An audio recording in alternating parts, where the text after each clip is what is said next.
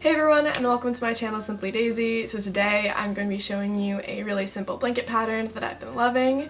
It's really great for beginners, uses a couple stitches, really simple to crank through, watch your favorite show, anything you want. So I want to show you how versatile this pattern is depending on the yarn and the colors that you choose. So I made two different baby blankets, and this first one is pink and yellow and white. It uses a much thinner yarn, so the pattern comes out really intricate and detailed, although it does take a decent amount of time to make. And then this second one uses a much thicker yarn that's really fuzzy and durable, and it comes out a little bit bulkier, and it also takes a lot less time to make. So these are just two options to kind of give you some ideas, but you can do really anything you want with it, different colors and different sizes of blankets. So let's get started on the pattern. For this pattern, you will need a yarn needle, scissors, your choice of yarn, and the appropriate crochet hook. For the first blanket I made, I used Bernat Softy Baby, and here I have the three skeins of yarn that I used. I have pink, lemon, and white for the colors, and this yarn is 100% acrylic. It's a light yarn and calls for a 4mm crochet hook. I used a 3.75mm crochet hook, so anything around 4mm will do. I made a 30" by 40" blanket, and so I needed about 1 1/3 skeins of each color. So I had to buy 2 of these skeins for each color in order to make the blanket, and had plenty left over. For the second blanket, I used Bernat Baby Blanket yarn, which is a 100% polyester, super bulky yarn, and calls for an 8mm crochet hook, which is the one that I used. For a 30 by 40" baby blanket, I would recommend buying 2 of these 300g skeins of yarn, and you should have a little bit left over. If I were to do this again, I would probably make a full-size blanket with this Bernat Baby Blanket yarn because it's really soft and fast to make. The stitches we'll be using are the chain, single crochet, and double crochet. So to start, you'll take the yarn that you chose and make a slip knot. I'll be using the Bernat Softy Baby yarn in pink, since I think you'll be able to see the pattern a lot clearer than the Bernat Baby Blanket yarn, although I really love that yarn. So then we're going to make a chain that will be the width of our blanket. I'll be making a chain of 18 just to show you a small sample of the pattern. So to chain, we yarn over and pull through. And your chain can be however long you want, but the number of chains needs to be a multiple of 3.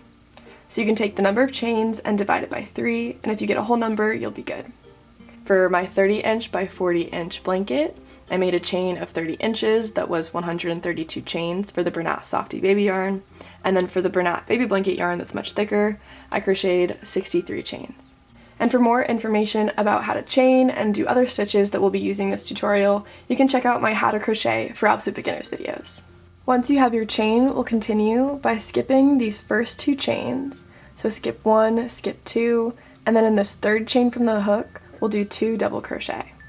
So to double crochet, we yarn over, insert, yarn over, come out, yarn over, pull through 2 loops, yarn over, and pull through the last 2.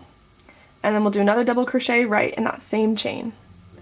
So insert, yarn over, come out, yarn over, pull through 2, yarn over, and pull through both loops.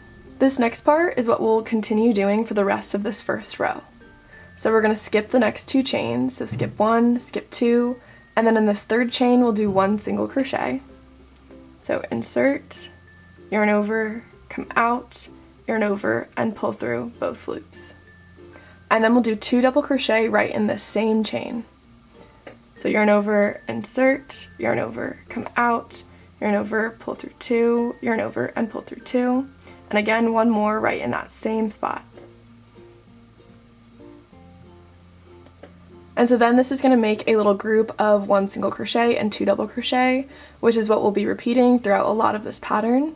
So again, now you can continue down to the end of the row until you have 3 chains remaining doing the same pattern. Again, we're skipping 2 chains, and in that third chain we do 1 single crochet and 2 double crochet. When you get to the end of the row, you'll have 3 chains left, and we'll do 1 single crochet into that last chain, because we'll be ending every row with 1 single crochet all by itself. So now this is the end of the first row, and to start on the second, like we'll start all of the rows, we'll chain 2, and then flip our work. And this chain 2 will count as the first single crochet in our group of 3, so to finish it off, we need 2 more double crochet right into that single crochet that we just did. So we yarn over, insert into the single crochet, come out, pull through 2, yarn over, pull through 2. Then again, we'll do one more double crochet into that same spot. And then from here, the pattern gets really repetitive because all that we're doing is that same group of 1 single crochet and 2 double crochet into the single crochet stitches from the row below. So you can see this group, we have the 1 double crochet, the other double crochet, and the single crochet. And that's where we'll be inserting every time to do that group.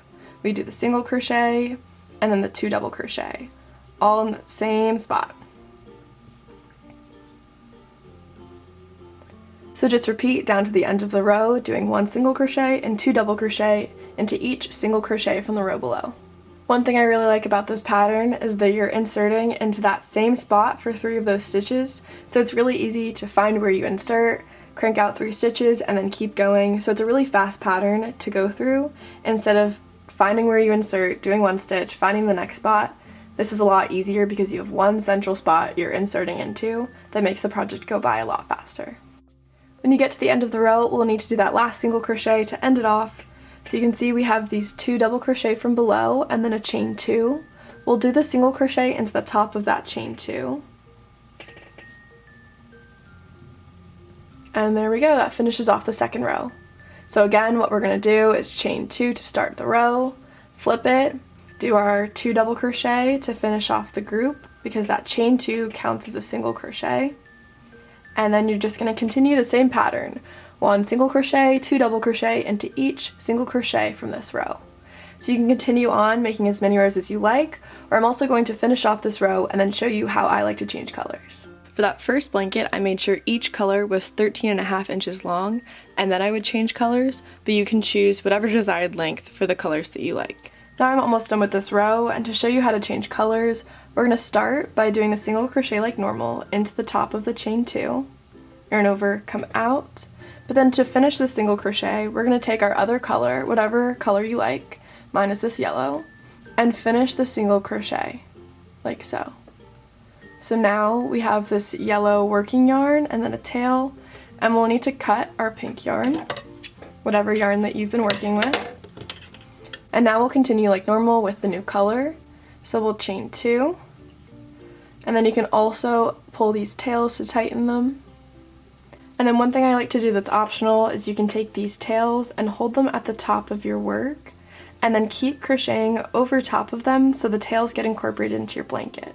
And this makes weaving in the tails a lot easier later, but you don't have to do it, and you can just weave them in like normal at the end with a yarn needle if you like. Again, you can complete as many rows as you like, change colors whenever you want. I'm going to do a few more rows for this sample and then meet you back when I'm done. Now I'm at the end, so I'm going to chain 1, pull, and cut with my scissors. Next, you can weave in the ends. You can cut these tails if you like from the work that's been woven in already, but weave in the other tails as well. And that's it. This is the final sample that I've made to show you the pattern, but have fun making blankets with it, and feel free to tag me in any posts on Instagram with things that you make. My Instagram will be down below along with the written pattern and extra information. Don't forget to like and subscribe, and I'll see you next time.